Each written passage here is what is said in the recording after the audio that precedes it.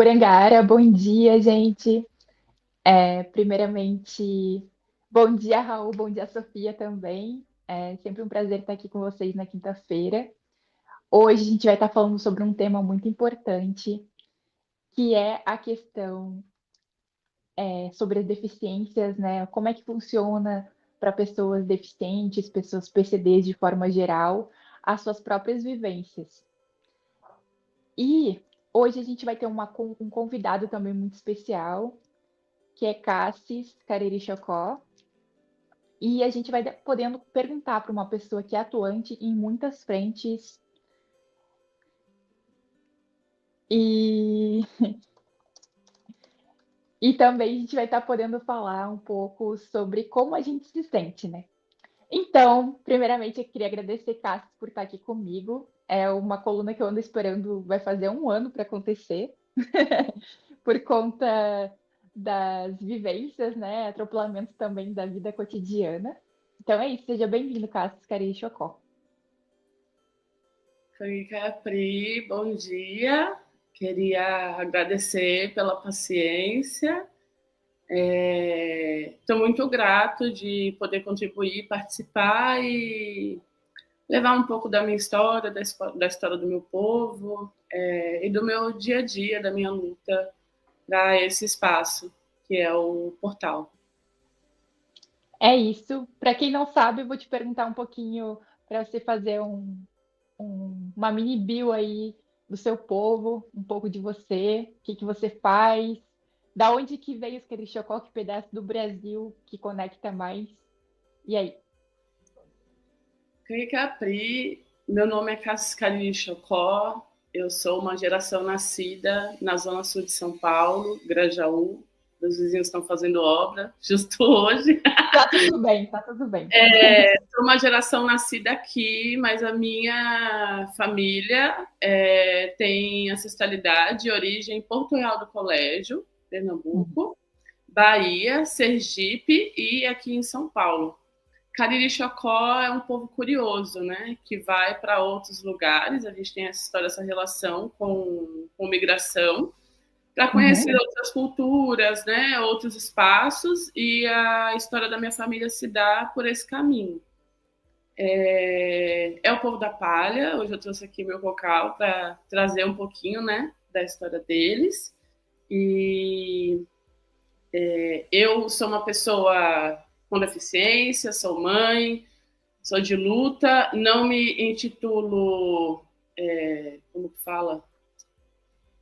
Militante, eu me intitulo ativista, né? Porque a militância eu acho que ela se dá por meios de rede, e a nossa ação aqui na cidade ela se dá diretamente, né? Como linha de frente, em alguns lugares, em alguns movimentos. Uhum. E é isso, acho que é um pouco disso. Tá tudo bem. Então, eu já preparei algumas perguntas para a gente falar hoje, porque a gente sabe que o nosso tempo aqui na coluna ele é curtinho, para tentar dar tempo para todas. E o que eu ia te perguntar hoje é: muitas pessoas que não são do universo do autismo, que não são do universo dos PCDs de forma geral, elas não entendem a realidade dessas pessoas, né? E a gente vai ver alguns marcadores nisso, né? Por exemplo, agora tudo é seu autismo, tudo é sua deficiência, tudo é agora os seus problemas, sei lá, psicológicos, que é isso, né? A gente lida num país onde a ansiedade generalizada e a depressão também são marcadores muito grandes na população, seja indígena ou não indígena. E como é que você faz para gerenciar a sua energia vital, né? Que é isso, né? O autismo ele tem épocas mais enérgicas e épocas mais introspectivas. E as crises também que envolvem o trabalho com o meio da arte, porque a gente sabe que a arte, ela também, infelizmente, ainda não é um ganha-pão constante, né? Horas você tem muitos trabalhos, horas você tem menos. Como é que você gerencia esse seu tempo e sua energia? Então, para mim é muito interessante assim, a gente abordar essa temática de autocuidado, né?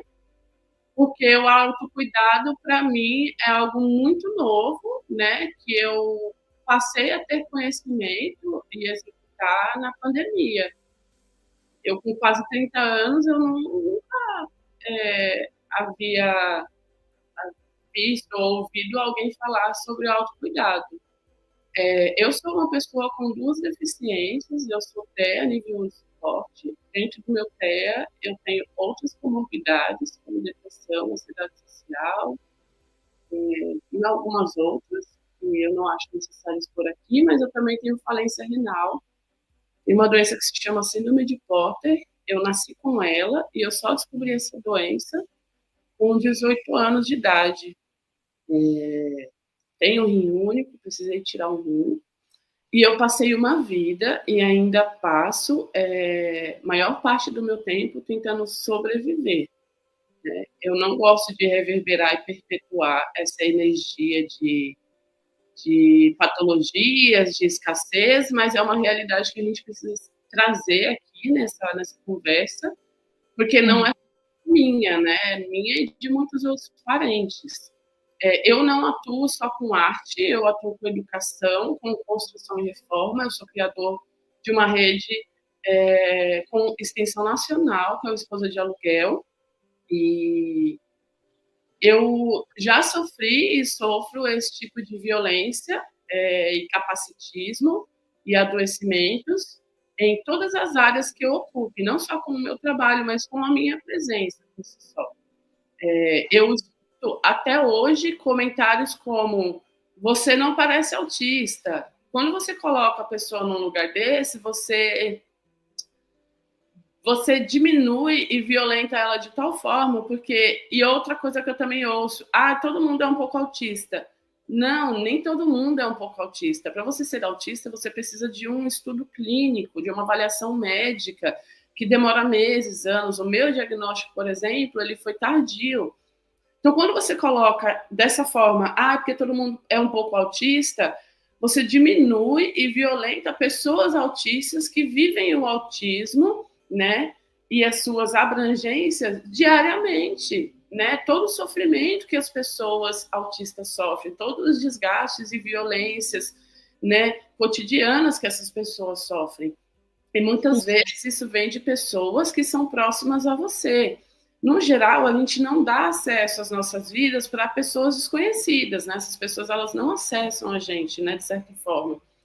E a convivência, né, com pessoas próximas do trabalho, amigos, geralmente traz, né, essas violências.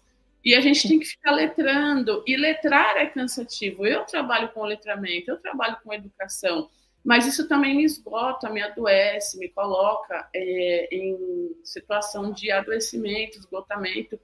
E aí é um trabalho, né? Você ficar lidando, tratando, letrando.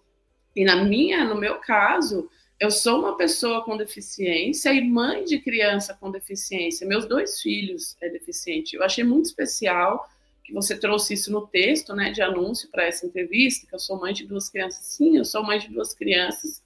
Uma é o Zion, que se estivesse vivo, estaria com 13 anos hoje, mas o Zion foi uma criança que foi impedido de dar continuidade na sua ancestralidade. Ele faleceu com quase 1 ano de idade por um erro médico. O Zion era uma criança cardiopata, né, que possivelmente iria sofrer muito se continuasse vivo, decorrente a esse erro médico que ele sofreu. Mas também era uma criança indígena, Cariri Chocó. 8 anos depois nasce o Valentim, uma criança afro-indígena. O pai dele é negro, eu sou Cariri Chocó, e é uma criança com deficiência, que tem TEA nível de suporte. E ele também é uma criança que sofre inúmeras e incontáveis violências nos espaços, né? Na escola, ele estuda de tempo integral. Então, imagina, quando ele sofre violência, chega em casa desregulado, e eu fico desregulada não por ter que lidar com uma criança com deficiência autista, mas porque isso me desregula, porque toda vez que ele chega em casa com esse histórico de violência, eu lembro da minha infância, do quão violentado eu fui, né? E eu sei como ele se sente, e é muito difícil, né? Se fala... processo de revitimização, né? Que a gente fala muito com esse termo hoje. Hoje a gente tem um termo para falar quando a gente sofre de novo a mesma violência que a gente já sofreu.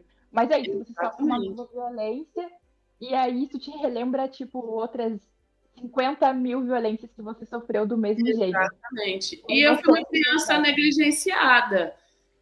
A minha mãe, ela tem um histórico, né, de problemas de depressão, de ansiedade. Foi uma menina negligenciada, né? Hoje eu entendo tudo. E ela não conseguiu, ela deu o que ela podia ali para os filhos, né? Para essa criação do filho, de todos os meus diagnósticos que foram tardios. Eu me vejo muito no lugar da minha mãe, né? Eu sempre fui aquela criança esquisita, estranha. E aí hoje algumas pessoas que são da família, inclusive, falam, ai, mas agora você é autista? Ai, cadê teu laudo? Gente, eu quero deixar claro aqui registrado que eu estou processando todo mundo e eu não romantizo por ser família. Eu acho que tem que processar mesmo, eu acho que tem que levar para o judicial, porque é muito desgastante e cansativo a gente tentar explicar o óbvio. E assim, o óbvio não é que eu tenho um laudo, eu nem peguei minha carteirinha, não é que eu tenho um laudo, né, assinado por 2 médicos, que é respeito, né, a gente precisa ser respeitado, a gente não precisa mais passar por isso, a gente está em 2026 e justamente por estar falando, desde a pandemia de saúde mental, precisa dar um basta nisso, sabe? Porque eu não preciso adoecer mais para explicar para o outro uma condição que eu vivo. A minha condição de vida não depende da avaliação do outro, né? Da verdade do outro, da validação do outro. Sim, e também falando, né, porque às vezes a gente fala sobre as nossas dores e sobre os nossos incômodos, na forma que a gente quer ser bem tratado, entendendo os nossos recortes, né? São vários, no caso, falando de Cássio e de mim, né? Além de pessoas indígenas, são pessoas autistas. Aí Cássio ainda tem a síndrome de Potter. Aí a gente é mãe. Aí também tem filho com autismo. São muitos recortes, realmente, mas que são tratados como incômodos ou como fraquezas, né? Tipo, a mãe tem que aturar tudo. A mãe passa por isso. É uma tentativa de minimizar a sua dor constante a todo momento, em vez de acolher e entender e aprender também, porque é isso, né? Inclusive nós, não é porque somos pessoas autistas que a gente vai saber tudo do universo autista, tudo do universo indígena, tudo do universo da mulheridade, das pessoas. Existe essa coisa no imaginário das pessoas. Ah, tu é autista, fala 3 nomes de dinossauro, colocando a gente num lugar genérico, sabe? Ah, eu tenho superdotação e altas habilidades, mas eu não sou louco por matemática, sabe? Adoraria, mas não é o caso. Exatamente, isso abrange outras coisas, outras áreas da minha vida, as minhas formações, os meus convívios, as minhas trocas. Mas eu acho que isso está ligado diretamente ao patriarcado, né? De que a mulher é a coluna da casa, é algo muito cristão e romântico. Ah, a mulher é a coluna da casa. O amor tudo suporta. Não, meu amor, não suporta não, porque tem dia que eu tô colapsada, fico dias sem conseguir fazer coisas básicas, como me alimentar, tomar banho, e aí é onde entra o meu suporte. Mas por não ter alguém, né, para proporcionar esse cuidado para mim, eu fico em casa, sozinha, passando por essas coisas, né, e tá tudo bem.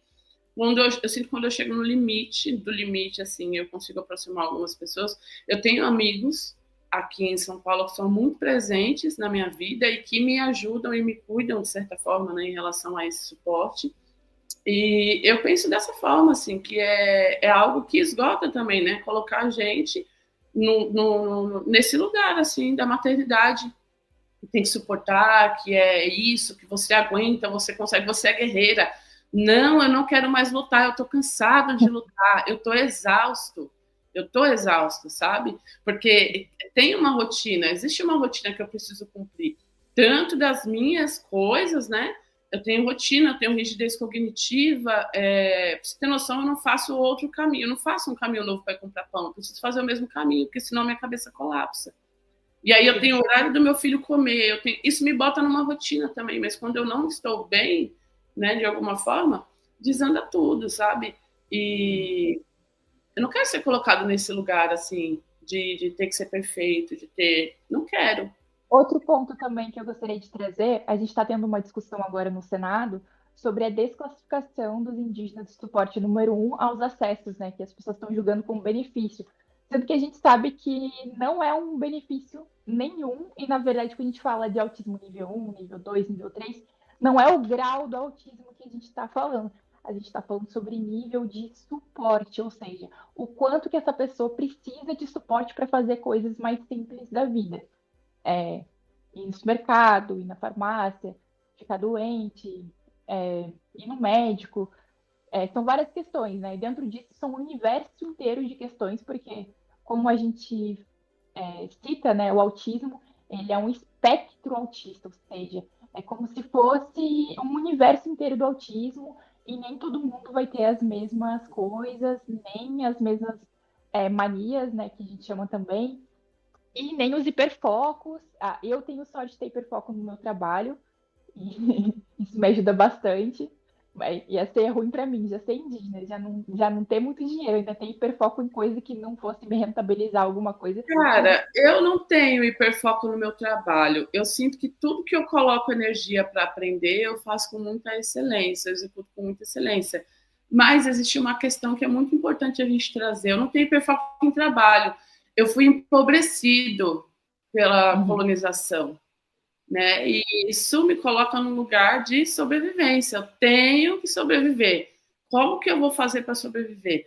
Aí eu trabalho com muitas coisas. Aí a galera fala: nossa, você é demais, que você é muito forte, você é uma das pessoas mais incríveis e multifacetas que eu conheço. Não, o nome disso é sobrevivência, é pobreza. E se eu pudesse fazer só uma coisa, home office, dentro da minha casa, trabalhar 6 horas por dia de segunda a sexta, eu faria isso. Porque ainda trabalhando de segunda a sexta, 5 dias na semana, durante de 6 a 8 horas, eu não teria tempo o suficiente para cuidar de mim, da minha casa, do meu filho. Porque como a primeira casa sou eu, como que eu abro mão do meu cuidado, eu faço pela metade para mim, para fazer pela metade da casa e fazer pela metade para a criança? É muito difícil. Eu acabei de sair de um trabalho no qual eu fui violentado sexualmente. Eu estava executando um trabalho e tinha um homem tocando as partes íntimas, olhando para mim. Você pegar minha carteira de trabalho, né, de trabalho formal, né, CLT, eu trabalho por conta há muitos anos, de forma autônoma há muitos anos. Se você pegar a minha carteira de trabalho e botar lá os últimos 15 anos, todos os trabalhos que eu tive CLT me colocaram num curto período, sabe? 3 meses, 6 meses, 7 meses. Porque eu estou sempre sofrendo violência, eu e todo mundo, que é indígena, que é periférico, que tem um corpo visto pela sociedade como feminino, sabe? Que carrega alguma deficiência.